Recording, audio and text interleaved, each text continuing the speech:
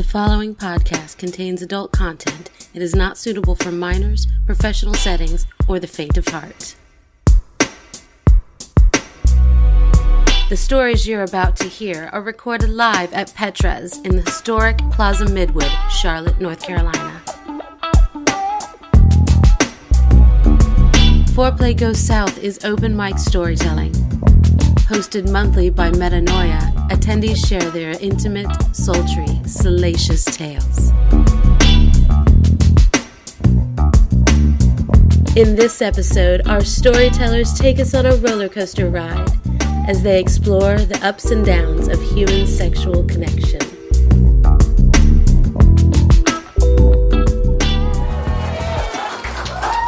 I'm telling a story that some of you might have heard before. Because I did tell it, but it was a long time ago. But I figured for the sanctity of the pod, I would preserve it forever. Because it is an adventure I'm going to take you on. So I, way back in the day, a long time ago, used to work in higher education admin, right? So worked for a college. I was not a teacher. I did that at another college. But not at this one. And so I ran a testing center, right? So in the guidelines, we were a non-traditional school, lots of adults, everybody's of age, if you will. But in this specific instance, obviously, you were not supposed to fraternize, if you will, with other students, all that kind of thing. So I was very professional, because that's my life. I live to work, work to live. And so I ended up befriending a couple of tutors that worked in my area, if you will. They helped tutor for math and science and stuff. And one of them was, I was probably, I'm old, 26 maybe at the time. And he was like 40-ish. So not a huge difference, it's fine. But he was going through a very messy divorce. And he started hanging out at my desk a lot. And I was like, dude, now, I'm going to give you a description of this man. And he was like 6 foot tall. He wore khaki pants every day, button-ups every day, tucked in with a belt, and had a jubilee of pens in his pocket. All right? So now, if you've seen me, which Pod hasn't, but all of you can see me, it's not really my style. And so he started talking to me, and eventually started flirting. And I am a person who doesn't understand when people flirt with me, ever. I usually am like, oh, he's just being nice, he's a nice guy. And then people are like, you're an idiot, and like hit me with that bat, the clue bat, and tell me, hey, that guy likes you. And so at the time, not proud to say it, I was going through a bit of a drought in my sex life, and had broken up with somebody a little while before that. And so eventually, this tutor, we'll call him tutor, started to wear me down, if you will, right? So finally, I decided, all right, I'm going to give in, right? Like, I need to get laid. It's been a while, you know. It's all right. Seems pretty okay. And so I'm like, okay, just come over after work, whatever. So he comes to my apartment. On the way, I text him and I'm like, bring condoms. I'm a safety girl. I was a Girl Scout.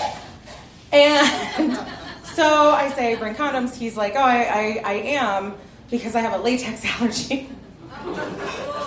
And I was like, this is going great. And so, sheepskin. Woo! And so I'm at my house, and I have a roommate at the time. She always worked later than I did, so there was a window of opportunity, right, before she comes home. And I really hadn't told her anything about it, because she also knew this person. And I knew the look that I would get when I showed up with this person at our house, which would be, a what? So I decided to not tell her about this situation. And so he comes over, and we go into my room, and we start doing things, and I realize this is a tutor. I have to stop thinking about him as a tutor. It's weird. He has the khakis on. I don't know how I feel about that. I wonder if he emptied out his pens before he came in. I don't know. And I'm like, I start to freak out a little bit, right? Like I start to panic of like, oh boy, it's the tutor. It's so. So I close my eyes and I'm like, don't think about it. Just don't think about it. It's fine. And like, you know, he's rubbing my shoulders and I'm like, this is good. Like it's fine. I'm okay. And so we start to have sex, and it's good, unanticipatedly good. And I'm like, wow, this guy's got skills, you know. And I'm thinking, well, you know, he's been married for quite a while. He's an experienced gentleman. He's older than me. He knows what he's doing. It's great. He's hitting all the good spots. He went downtown, set up a camp, put up a tent for a little while. It was a good time. And so surfaces from the tent site and comes up north, and we start having sex, and it's so good, and everything's going really, really well. And I feel myself starting to feel like, okay, I'm in an orgasm, right? It's good, it's happening, it's coming. I'm getting excited, things are going really well. I'm not thinking about the fact that he has the Jubilee of Pens, like everything's good. And all of a sudden, and I can tell he's getting into it, right? He's making the noises, he's kind of doing the grunty thing that guys do. And then he, like, all of a sudden his face changes. And what happens next is jarring. Because his response was to go,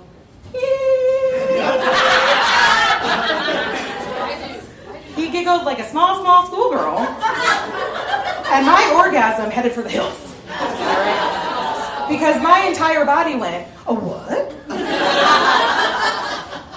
And so he looks down at me and says, oh, I giggle. Pertinent information, may have wanted to share. So I'm like, oh, okay, great. All right, well, this was fun. And so kind of disengage, and he gets dressed back in his khakis and belt and shirt tucked in, and white sneakers. And leaves my apartment.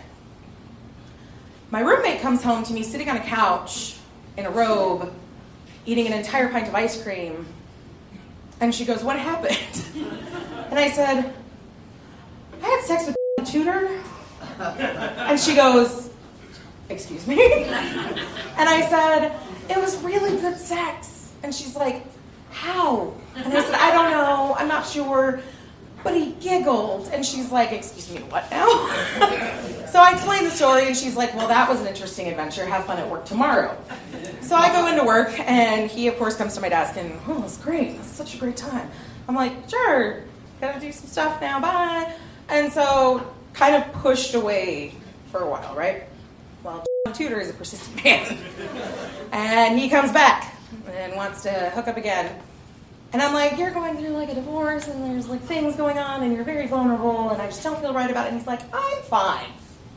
So I was like, okay. Well, it was really good sex and maybe we can, maybe if I just come first, right? Like maybe if I just time it really well and I work really hard and things go really good. And so I'm thinking I can make this happen, right? It's going to happen. So we go, second round, comes back to my apartment with his Jubilee of pens and his sheepskin condoms. And things start happening and, you know, things are going really well. And, you know, I'm in my head again, like, this is, you know, some kind of, like, Chris Helmsworth situation. This is not a shooter, like, I'm good. And I'm thinking about other people and it's fine. And I realize that, okay, it's working, right? I'm getting there. I'm riding the train, right? The train's going up the tracks. We're approaching the hills. It's good. Everything's good. We're going. And then I start hearing the noises. And I'm like, oh shit. And I realize the race is on. And so I start trying to like maneuver myself to like slow him down but keep me at a good pace. And I'm stressed at this point, you know, I'm like, it's gonna happen. And so then I'm almost there, I'm like seconds away. I was like, God damn it! So this time he leaves, and now it's a mission. Okay, I have accepted this challenge, and I am going to make it happen.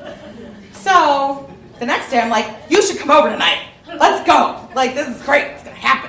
So he comes over, and I'm like, this time it's going to be different, right? This time I'm going to change it up. It's going to happen. So start foreplay, and the rubbing, and the things are happening. And so I decide I'm going to take control, right? Which is not in my nature. I am a bottom by nature. I'm someone who likes to have other people control the situation. I'm like, no. We're switching the game up. So I get on top, because now I can run the show. So I'm on top, and things are going really good, and I feel things starting to build, and things are building, and it's starting to move, and I start to hear the noises. I start to hear it. So this time I made a critical decision that I feel saved me from a complete mental breakdown, which is when I started to hear the specific noise that comes just before the giggle. I took a pillow and I slammed it over his face, and I rode the train down the track.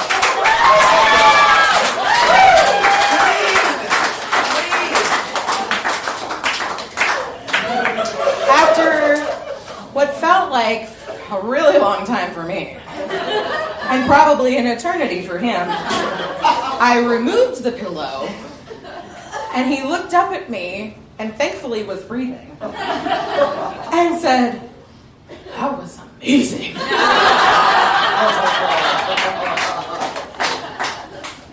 I checked it off my bucket list, and we never had sex again. Because I won.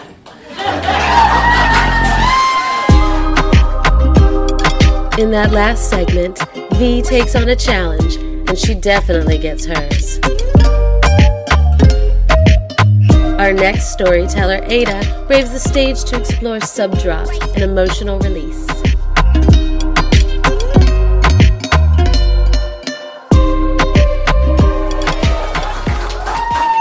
I want to share with you all a story about a sexual experience that ended up being like way more than I bargained for, and in a way that I never would have seen coming. First, I want to explain a few terms. You're all probably familiar with them, but just to be safe. Obviously, there's the whole concepts of a dom and a sub. There's this thing called sub crashing and dom crashing, and it's also, some people also call it dropping. And I don't know if it's ever happened to any of you guys, but it's rough. It's not good. You're in this headspace and you're locked in and you know who you are and you know what you're doing, and you're all of a sudden you're just out, and your head it's like when you're in the passenger seat of a car and the driver slams on the brakes and you just jolt forward. It's disorienting and it's upsetting. Not a good thing. You don't want to crash. You don't want to drop. So, anyway, save that for later. For now, I want to get on to the story. It's been way too long since my fiance has fucked me. Oh, no. Sorry, I'm going to sit. Don't get me wrong. We've had a lot of sex. But we've been talking about switching it up for a bit. It's something we do not often, but often enough. So tonight's the night. I'm clean, my whole body is shaved, the lights are dimmed, she's got music playing on our little bedroom speaker, like a romantic kind of ambiance music, and she's gotten out her harness and a handful of toys and whatnot. And she pulls me in and kisses me and puts on a choker. And it's a special choker, which I made. I knitted myself. And it signifies that as long as I'm wearing it, I belong to her. And I am hers 100%. So she's kissing me and touching me and rubbing me, and I can feel myself sinking into that beautiful, blissful, subby headspace. And I feel a hand wrap around my wrist, pull it up over my head, and I feel a Velcro strap wrap around it. The same thing happens to the other wrist. I can feel as she's locking me into our under the bed restraint system, and my ankles are soon to follow, and I'm just splayed out, completely at her mercy, ready for her. And then I feel the lube on my ass, and we haven't really done much in the way of like temperature play. It's on the to-do list. Literally, we have a to-do list, and it's on it. But I've always really loved that feeling of the anticipation, and the lube is cold, and feeling it on that overly sensitive skin is just, it's so exquisite. So she slips a finger inside me, or two, and she starts stroking my dick with her other hand. And she's giving me orders, and I'm following them because I'm a good sub. I'm a Libra.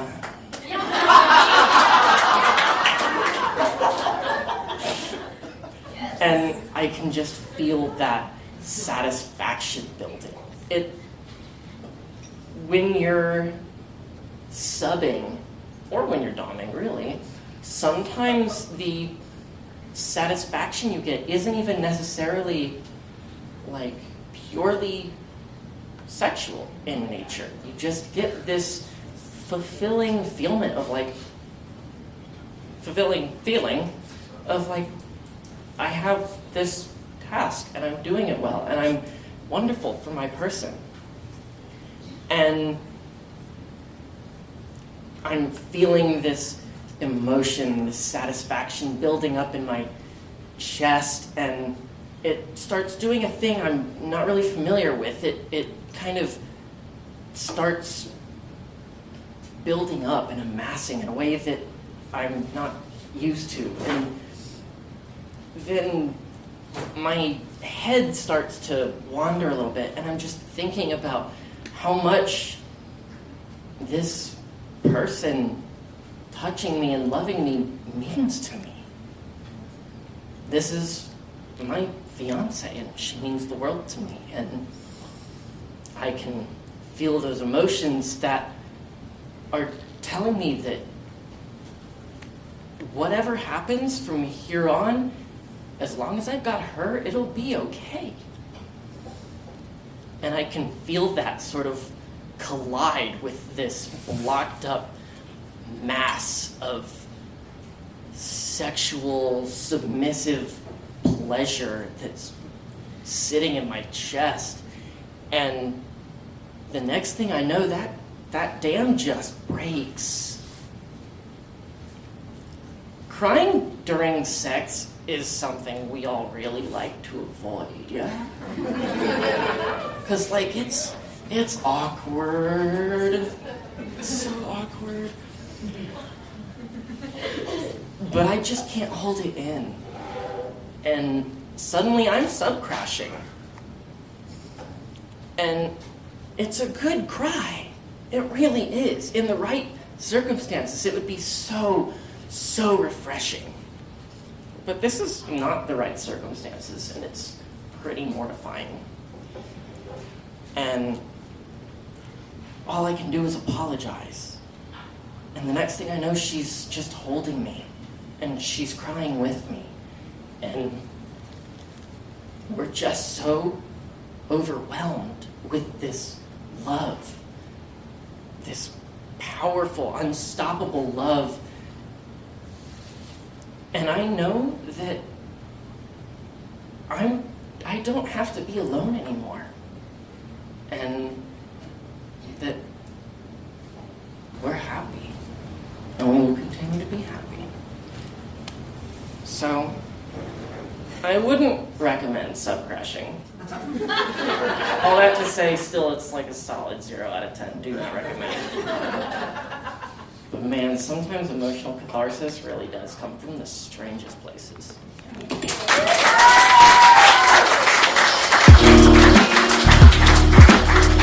Coming up, home improvements might not go quite as planned, but don't worry, it's nothing crazy.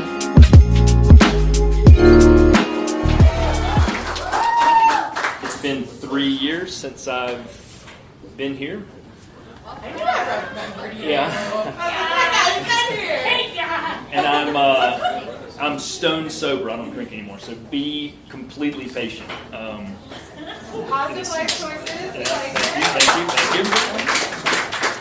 So I was talking to my girlfriend. I hadn't really decided on what story to tell specifically, but I'm going to start by telling the story about Lowe's Girl, right?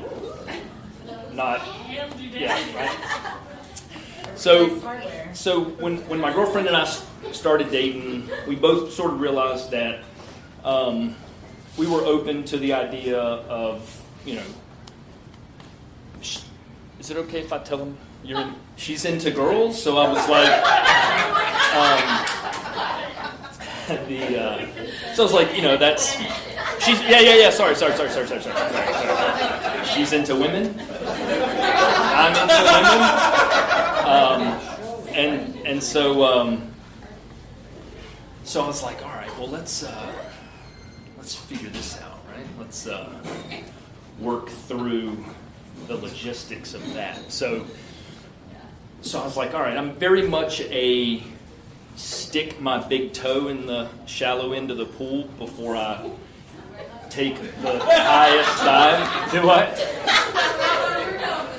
Right. So I'm thinking to myself, all right, we both want some of the same things, and so how do we do this, right? Like, so one day we're at Lowe's and we're walking together and we're talking and we're walking out to our cars. We're on one aisle and there's this really attractive blonde, red dress, big string of pearls, curly hair, and she's like, we're walking and like every car we're sort of looking and she's sort of looking, we're looking. I said, I think that chick is checking us out, right? So like we get to our cars and we're literally like diagonally across and she like gives us the awkward like, I would totally sleep with y'all look, right? Unfortunately, that's the last time we saw this one. It's all right, it's okay.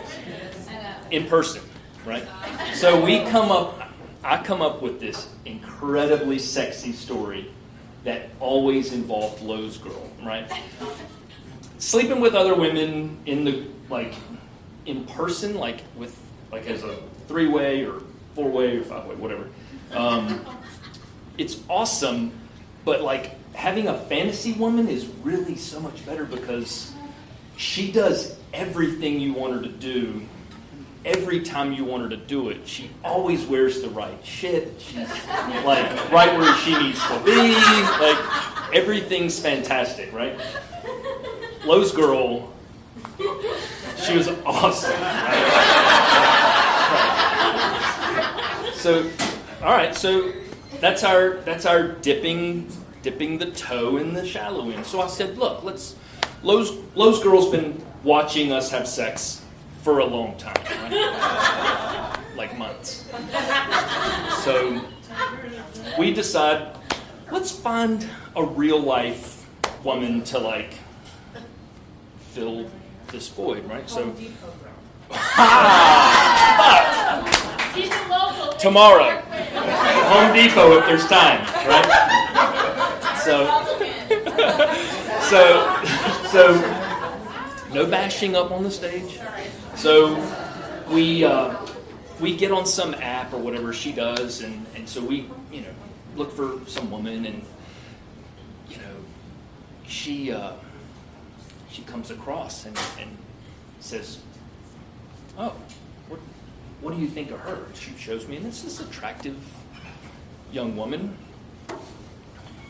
I was like, oh, hell yeah, she's cute. Like, swipe or what, check or whatever, whatever the thing, hit the hashtag or the mark or the whatever. And so she does, and she's like, oh, like, oh shit, like, she liked us back, I'm like, what, okay, send her a message. So she's over there. Oh shit, she responded, so I'm like, okay, let's fucking do this, What do I say? I'm like, give me the phone, right? So she gives me the phone, and it's off to the races. I'm my girlfriend, right? So I'm lining this up, and it was cool. It was really great because we had this like practice of Lowe's girl being in the room. So we told this woman, we said, we really just want a woman to come watch us have sex. Like that's like, we're super vanilla, right? That's, right. I mean, you know what I mean. Look, listen. You motherfuckers are kinky. Like, this is like, so we, this stays here, by the way. Right? Thank you. Okay, thank you. We work, you still work? Oh, yeah. Okay, yeah. Yeah, we work together.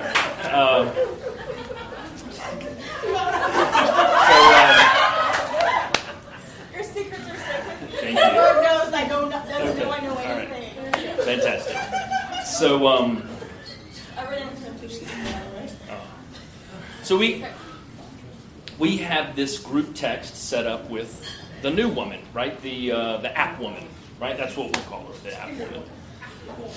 And so she, we set this group text up, and we're like, look, we really just want to have somebody come over and just watch us have sex, right? So it's nothing crazy, right? It's literally what we named the group text, right? There's 3 of us in the group text titled Nothing Crazy. So we spent 2 weeks, 3 weeks, 2 weeks, 3 weeks, 3 weeks before our first voyeuristic or voyeur, yeah, right, yeah, right. So we had plenty of opportunity to kind of air our fantasies and talk about what we were into, and it was great. It was fantastic. We had a lot of build-up, and women are like crock pots, men are like microwaves, right? So, right, yeah. So we had this like tremendous amount of build-up, and she comes over, right, the first night. She's got this long, it's wintertime, right? It was like December. She's got this long black jacket. She's got a bottle of wine. One of us in the room is incredibly nervous during the, like, what time is she supposed to be here? Oh, shit, like, not me. So she's like walking up, and she Ubered, right? She Ubered over, and I was like, fuck, that's a good sign, right? So still, we're like dipping the toe, right? We're just, and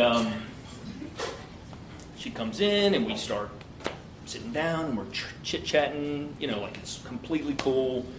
Crack open the bottle of wine. I was drinking at the time, so poured everybody a glass, and everything was cool. And, it was just like super cool and casual and friendly. Perfect. It's fucking fantastic. I really wanted to end it right at this certain spot. So I said, I'm like, nobody's really getting this ball rolling, right? So I said, all right. So we're on the couch, and app woman is in the chair, right? So I start touching my girlfriend, and she ends up completely naked. I'm going down on her on the couch, and app girl is sweater, panties, and she comes over and gets onto the couch cushion next to her, right? We've not even discussed fucking boundaries, right? Nothing. She's only there to watch. Nothing crazy. She grabs her, and this woman's never been with a woman before, right? My girlfriend has, thank God. And so she says, "Do you want to feel how wet I am?" As she's saying that, she has my girlfriend's hand, and she stuffs it into the front of her panties. And she snaps around to me, and says, "Is this okay?" It was like, hell yeah! So, and that was how the beginning of the next 9 months went for us. It was.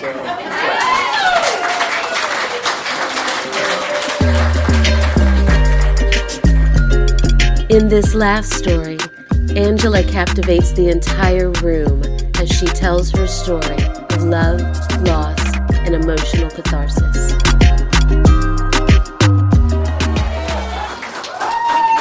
So I haven't done anything like this before. I think the last time I got up in front of a group was karaoke, which I sang with a guy wearing a cat t-shirt. I don't know who he is, but my girlfriends told me it was a great idea, so I did it, and it was amazing, of course. And it was after a couple glasses of wine, so here we are again tonight. But so my story is this is my first time, like I said, my story is probably 95% love and maybe 5% sex. So I'll preface it with that and hope that doesn't ruin the end of your night. But, and it's also a little bit weird, or it sounds weird, because I say it's about my boyfriend, Will, and my sister.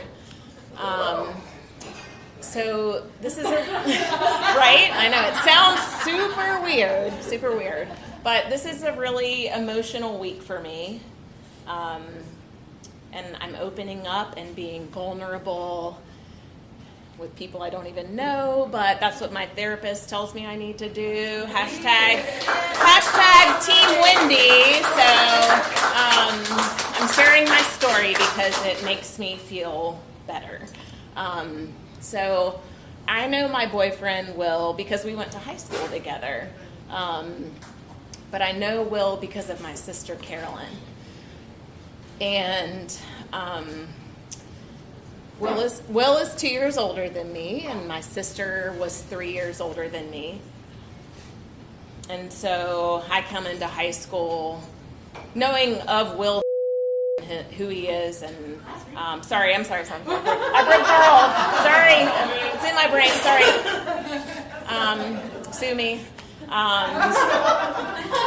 So I know him because of my sister. So I come in, I'm this like young 10th grade student. He's a senior. I'm like, oh, like, you know, one of my really good friends. And so I'm like, oh, like, he's super cute. Check each other out. We were always just friends though, but like he knew my sister. And then there was always this weird dynamic that I knew, like, he thought my sister was really cute, and she was, and I was too. And so nothing ever happened. We were friends, good acquaintances, and then we graduated and parted ways. We both got married, you know, had different life stories. Unfortunately, both of us ended up getting divorced.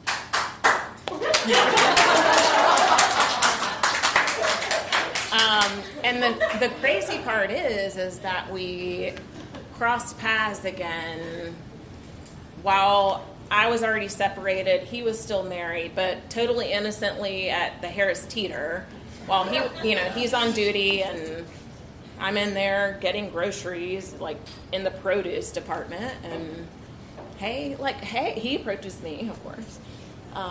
Hey, like, oh my God, Will, like, good to see you. How are you? Great. Like, glad things are going well for you. Bye. Like, push my little buggy away. And we leave, and I'm like, like, it was good to see him. We'll flash forward another year and a half later, and we run into each other again at the exact same Harris Teeter in our neighborhood, or near our neighborhoods. Now I'm divorced. He's separated, nearly divorced. And this time, I'm there by myself. It's like late on a Sunday evening, like picking up milk and bread and like the essentials. And he comes walking up while I'm at the self-checkout and like starts talking shit to me. And I'm like, oh my God, like, hey, good to see you. But like, beep, beep, beep. Like, I got to get this stuff and hurry out of here. Because my ex-husband and my 2 boys are down getting ice cream. We just met up and had Rusty's for dinner. And then I'm like, okay, but wait, like, he's really cute. But I just told him my ex-husband's down the way. And I'm like, oh, I ruined that. I'm like in my Sunday gear, yoga pants, and a sweatshirt. And my hair's pulled back and all greasy. But he asked for my phone number, so I give it to him, of course. And he talks me up, and we chat for a few weeks, and text and message, and we have this amazing first date, which I say first date. The first date where all the essential questions are asked, like, do you want to have any more kids? Nope. Okay, good, great, me neither, good. What's your religion? You don't have any? Perfect. Me either. Do you like cats? Yes. Wait. I'm sorry. Do you own any cats currently? No? Okay, I can work with that. So we had an amazing first date, which led into going back to my place, drinks on the patio. He licked my pussy for... I lost the count of how many hours and how many orgasms I had that first date night, but I didn't have sex, so I'm a good girl, right? She's a lady. Right. So in all this time, like, I've told my sister that, hey, like, I saw Will and we're going out on a date, and so of course my sister calls me the next morning. How did last night go? And I was like, it was fucking amazing. And I told her all the details.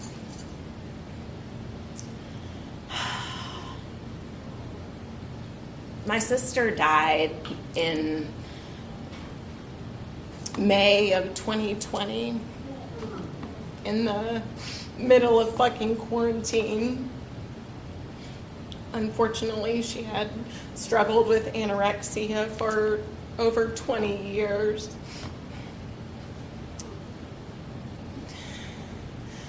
And I have this like strong tie because I know how much my sister loved Will and Will loved my sister. And those first couple days were the hardest days I've ever experienced in my life. And we have a really great sex life. Really great. Like, we both say that to each other all the time. Like, we're open, obviously we're here, like, to experimenting with things, and we have great communication about our sex and what each other wants and needs. But those first couple days were really hard for me, and I just wasn't in a place where I was able to give that to him. And so I don't know how many days went by, but we didn't have sex for a few days. And then eventually I got to a place where like I was able and willing to accept the love that he had been giving to me the whole time, but the comfort, the physical touch. And bringing it full circle about the crygasm. The night that I was finally able to give myself to him again and let down the walls that I had put up because I was feeling so hurt. I had the most intense orgasm of my life, where the moment that I climaxed, I'm sitting on his face, by the way, because I fucking love that and it feels great and he loves it too. But the moment that I climaxed, and exact moment I climaxed, I also just burst into tears and just sobbed. And I remember thinking, this is so fucking weird. I hope he doesn't think it's weird, but there is such a connection.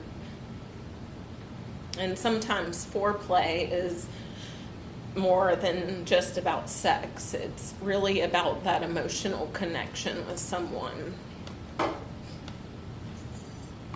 And knowing that you're loved no matter what you're going through, or wanted no matter what you're going through.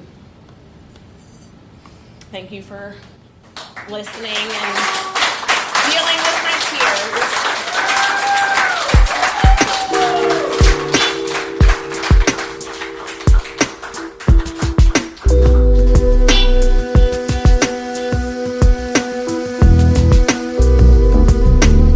This episode of Foreplay Goes South podcast was recorded and produced by event host and podcast creator Metanoia.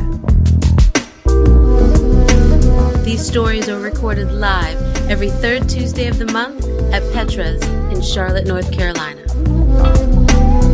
Join us at our next live event on November 16th.